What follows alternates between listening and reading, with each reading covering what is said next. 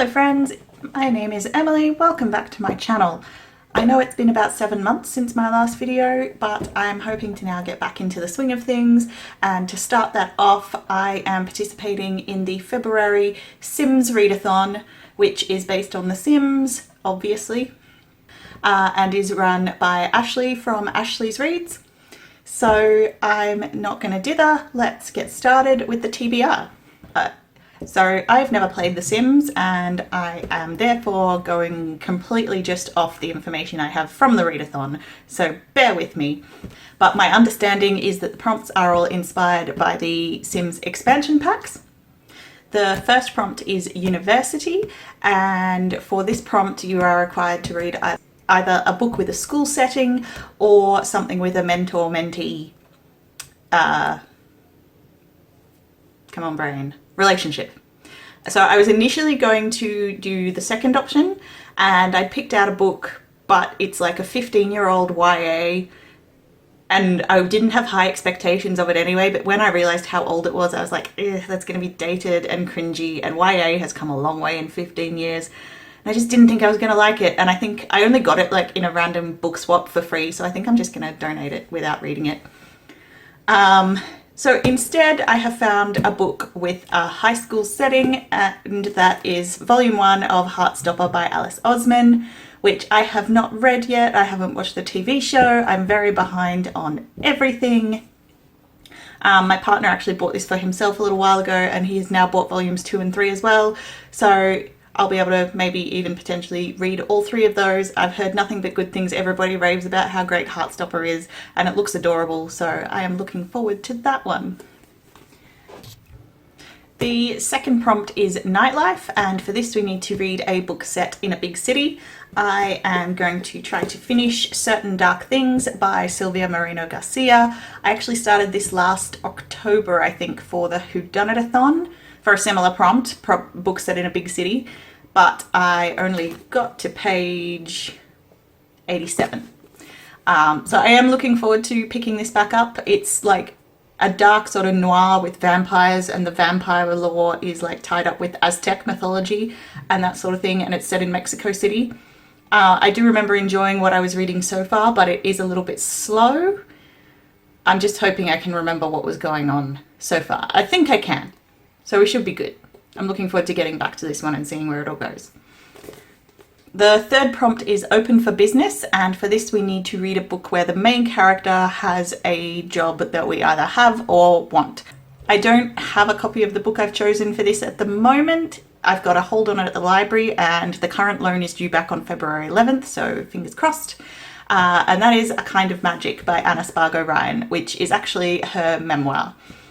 She is a writer, I am a writer, works out. This book has got such good reviews about being a frank and honest portrayal of what it's like living with anxiety and a whole host of other mental illnesses, but that it does so with a lot of humour. I follow the author on Twitter, and I have for ages, and I haven't read any of her stuff yet. But she seems like a great person, and so I definitely want to give her book a read. So hopefully that one will become available during the readathon, and I'll be able to get a start on it. The next prompt is pets, and the prompt was to either have your pet choose a book for you, which I sadly can't do because I do not have any pets, or a book featuring pets. And I really struggled with this one because I'm really trying to stick to just books I own, which made it a bit trickier. But I have finally chosen Where the Weird Things Are, Volume 1, which was edited by Clare, Rhoden and Austin P. Sheehan. And when I said in the previous prompt, I'm a writer, to prove it to you, I have a story in this anthology, but apart from my story, I've only read 2 of the others.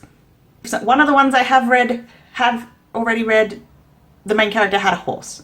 So if all else fails, there's that. But I figure there will be other pets and weird and interesting creatures in this, so it counts.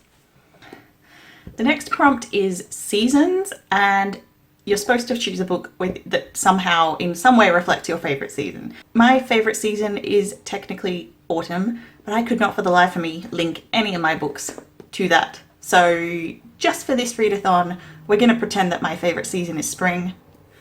And I have chosen A Marvellous Light by Freya Marske. As you can see, the cover is covered in foliage and leaves and flowers. So it's very spring-like. And yeah, we're all gonna just pretend that lie that I just told on YouTube to everyone.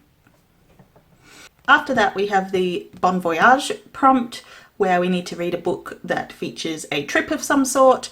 I have chosen Tussaud by Belinda Lyons-Lee. If nothing else, I know that Madame Tussaud and the person she's working with at some point travel from France to England. So there's your trip. This sounds really interesting. It's like a historical, fictionalized version of Madame Tussaud. Possibly a little bit steampunk or something, I'm not sure, but I'm hoping I enjoy it. The next prompt is free time, and the prompt is to read a book where the main character has a hobby. So this was another one that I struggled with a bit, and I've eventually chosen The Dictionary of Lost Words by Pip Williams. So the main character, Esme, is, she, as a young girl, she spends lots of time in the rooms with her father and the other lexicographers who are the contributors to the original Oxford Dictionary. And anytime they drop one of the words, like the slips of paper with one of the words, she collects it and she keeps them in a chest. So it's a little bit of a stretch for a hobby, but it's something that she does and she keeps going back and doing more, so I'm going to say it counts. The last of the general prompts is apartment life, and for this we have to read a novella or a book under 300 pages. I have chosen The Root of Ice and Salt by Jose Luis Zarate and translated by David Bowles. This is a queer Spanish reinterpretation of the story of Dracula's voyage from Transylvania to England. And I backed the Kickstarter for the translation project a couple of years ago. Haven't read it yet. Figure it's time I should get round to that. It's very short. Each page is only like half full of text. So that should be a really interesting one. I'm keen to see what it's like. I don't read a lot of books in translation, so it'll be good to tick one off. And last but not least is my team prompt. I have chosen Team Cap. I did a bit of Googling and I gather the Cap family in The Sims is inspired by Romeo and Juliet.